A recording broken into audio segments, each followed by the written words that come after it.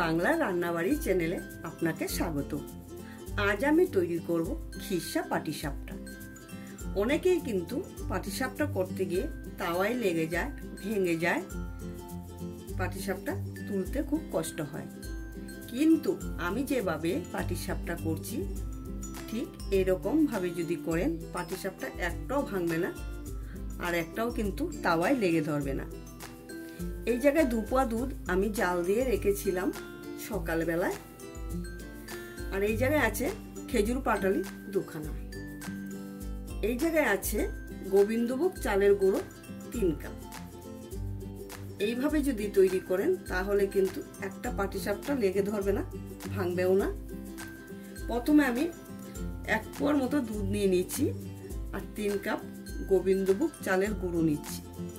এতে কিন্তু সুজি ময়দা কোনোটাই দেব না, সেফ আমি চালের গুঁড়ো দিয়ে পাটিসাপটাটা তৈরি করছি। নিয়ে নিচ্ছি আমি খেজুর পাটালি 2 খানা। এরপর আমি ভালো করে গুড়ের সঙ্গে মিশিয়ে নিচ্ছি। চালের গুঁড়ো, দুধ আর গুড় একসঙ্গে মিশিয়ে ব্যাটারটা এরকম পাতলা হবে। যদি প্রয়োজনে লাগে আমি আরেকটু দুধ নিয়ে নেব। ঠিক এরকম পাতলা করে ব্যাটারটা গুলতে হবে। এতে আমার সুজি দেওয়া নেই, ময়দা দেওয়া নেই, সেফ আমি চালের গুঁড়ো নিয়ে নিচ্ছি। এই চালের গুঁড়োটা কিন্তু অবশ্যই কাপড়ে চেলে নিতে হবে, আর না হলে কিন্তু লেগে ধরার সম্ভাবনা থাকে। এরপর আমি 3 ঘন্টা ব্যাটারটা রেস্টে রেখে দেব। এরপর আমি 1 কেজি দুধ নিয়ে দুধের ক্ষীর তৈরি করে নিচ্ছি। এরকম ভাবে নাড়াচাড়া দিয়ে কম আঁচে ক্ষীরটা আমি তৈরি করে নেব। বেশি কিন্তু আঁচ দেওয়া যাবে না, তাহলে কিন্তু ক্ষীরটা লাল হয়ে যেতে পারে। অল্প আঁচে ক্ষীরটা আমি তৈরি করে নেব। যখনই দেখা যাবে দুধ ঘন হয়ে এসেছে, এরপর আমি দিয়ে দিচ্ছি 2 খানা পাটালি গুড়। পাটালি গুড় দিয়ে আমি আর 10 মিনিটের মতো আস্তে আস্তে নাড়া দিয়ে ক্ষীরটা আমি তৈরি করে নিচ্ছি। ক্ষীর আমি একটু নরম অবস্থায় রেখে দেব, কারণ যখন ঠান্ডা হবে তখন কিন্তু ক্ষীরটা আর একটু ঘন হবে। এরপর তাওয়া বসিয়ে সাদা তেল মাখিয়ে নিলাম।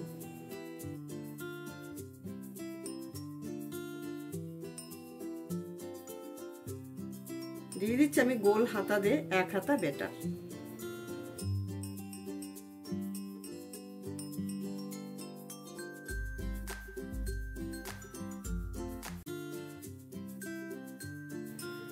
এরপর হাতা দিয়ে একটু ছড়িয়ে দিলাম।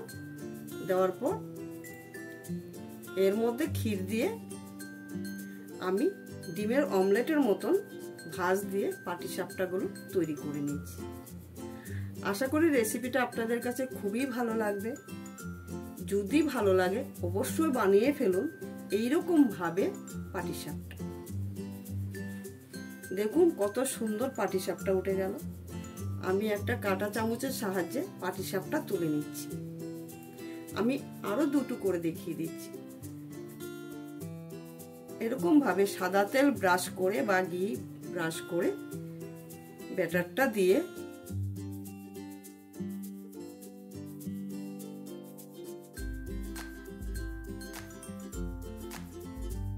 হাতার পিঠ দিয়ে একটু ছড়িয়ে দিতে হবে। ছড়িয়ে দেওয়ার পর যখন রুটিটা একটু টানবে, মানে শুকনো অবস্থায় আসবে, দিয়ে দিতে হবে ক্ষীর। ক্ষীরটা দিয়ে সুন্দরভাবে একদম খুন্তির সাহায্যে আস্তে আস্তে করে ভাঁজ দিয়ে পাটিসাপটা তৈরি করে ফেলুন। বাড়িতে এরকম ভাবে তৈরি করে খাবেন, আশা করি বাড়ির লোকেরা খুবই ভালো বলবে।